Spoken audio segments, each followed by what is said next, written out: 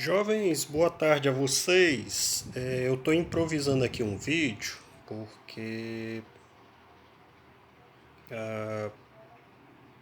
eu não fiz a continuidade, digamos assim, desse texto aqui do Progresso das Leis, imaginando eu, e ontem eu procurei de toda forma nesse celular a continuação desse texto. Hoje ela apareceu. Esse aplicativo ele já me derrubou algumas outras vezes, sabe? E assim, já que o texto apareceu, vocês vão me desculpar aí pela improvisação, eu não tô com mesa aqui, eu não tô com esse celular ah, colocado num local onde eu possa me movimentar, mexer, enfim, fazer todo um gestual, né? Não estou com livros aqui, vocês me desculpem em qualquer situação, tá? E se algum outro barulhinho aparecer da minha mãe, né? Vocês dispensem aí, enfim. Pessoal, a gente tinha parado nas questões ali do Vitor Hugo, né? Havia falado para vocês que Vitor Hugo era daquela época ali cientificista, né? Onde surgiram vários pensadores, filósofos, cientistas, pessoas que começaram a questionar, inclusive, a existência humana, né? Imaginando que a existência humana e o surgimento dela não teria sido como a Bíblia aponta, né? Seriam os 7 dias da criação, etc, etc. E aí Darwin, ele teve uma importância nesse sentido, porque Darwin, ele veio com a evolução das espécies e a partir disso, lógico que culminou numa situação não muito boa, porque todo esse cientificismo, no final das contas, ele culminou em duas grandes guerras, né? A Primeira e Segunda Guerra Mundial, né? Mas isso é o problema do homem, né? O homem ele não consegue pegar as coisas boas e transformá-las ainda em coisas boas, né? Por exemplo, a internet ela nos serve e está aqui para o nosso dispor, mas no final das contas percebam que de vez em quando a gente usa ela não para o bem, mas para o mal. Não estou dizendo nem dos outros, eu digo é da gente mesmo. Ao invés da gente estar usufruindo tal, de repente a gente está vendo bobagem, coisas desse tipo, né? Vamos lá, Vitor Hugo. Vou continuar aqui a leitura sobre Vitor Hugo, tá? Vitor Hugo, de 1802 a 1885, ou seja, ele viveu 83 anos, né? Poeta e romancista francês, escreveu um livro chamado O Último Dia de um Condenado à Morte, no qual faz uma bela defesa da abolição da pena de morte. Falei para vocês que nas culturas mais antigas, por exemplo, culturas tribais, a cultura judaica era uma cultura tribal, né? O povo judeu vem de tribos. Quem julgava os erros, os crimes, eram um conselho, digamos assim, de idosos, né? As pessoas assim mais antigas da própria tribo, eles se tornavam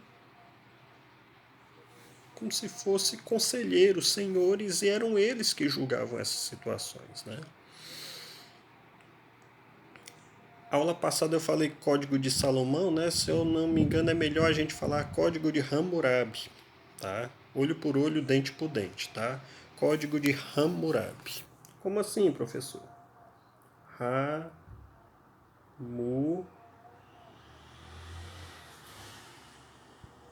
Hammurabi, tá? Código de Hammurabi. Ah, a princípio teria sido o primeiro código, o mais antigo que teria chegado a nós, né? E código de leis, né? O código da Bíblia, os 10 mandamentos, é uma espécie de código de leis, tá? Elas foram sendo aprimoradas, tá? Eu não concluí na aula passada, mas eu falei da condição do rapto das mulheres, né? A mulher naquela época ela era tratada como um bem, tá? Como se você tivesse uma casa, você tivesse uma terra, coisas desse tipo. A mulher também era considerada dessa forma. Por isso que havia muitos raptos, né? Porque de repente você casasse com uma mulher de uma linhagem, digamos assim, de uma genealogia reconhecida na sociedade, uma princesa, alguma coisa desse tipo, ah, você poderia ter até uma situação melhor em relação a bens, coisas desse tipo, heranças, né? Tá? Continuando. Segundo Vitor Hugo, né, quem é favorável à pena de morte, na verdade, nunca pensou bem no que ela significa. E continua afirmando que há duas possibilidades de julgar a pessoa que está sendo punida. Duas possibilidades de julgar. No primeiro caso, se considerarmos que o condenado não tem família. Peraí, eu quero que vocês entendam. Ele não está dizendo duas formas de se julgar alguém que deveria ser condenado à pena de morte. Não é isso que ele está dizendo. Ele está dizendo que a pessoa que é condenada à morte, ela é punida duas vezes, tá? E aí agora a gente vai entender quais são essas vezes, né, digamos assim.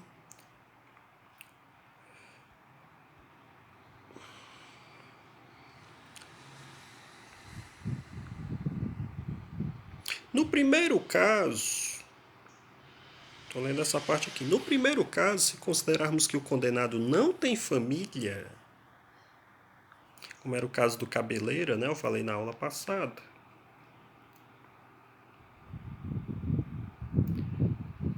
Não tem família, parentes.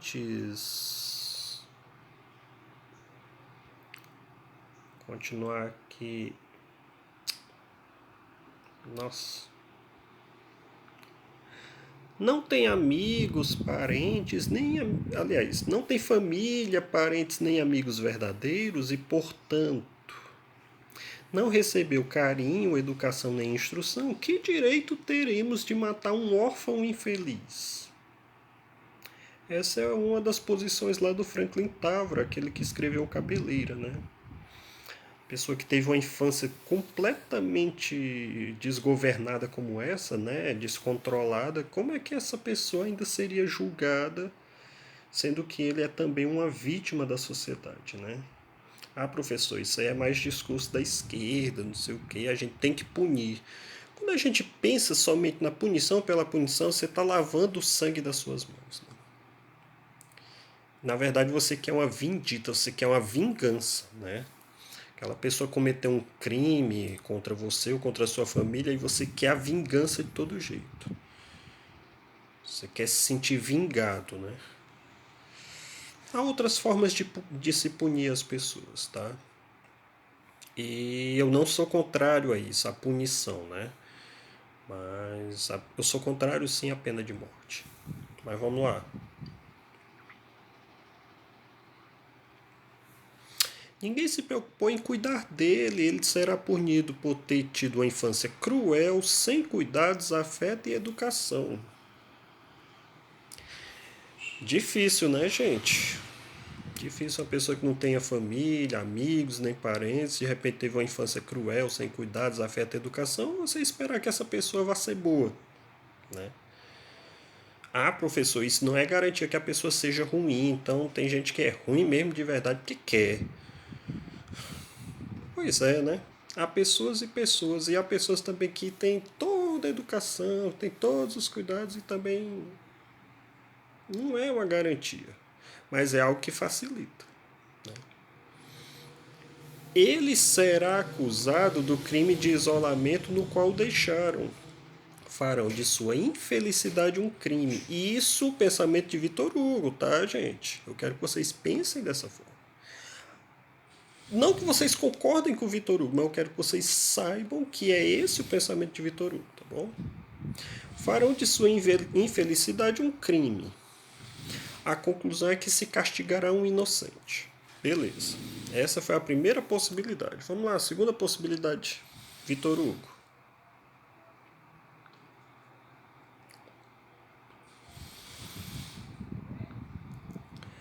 E eu vou dar uma pausa aqui.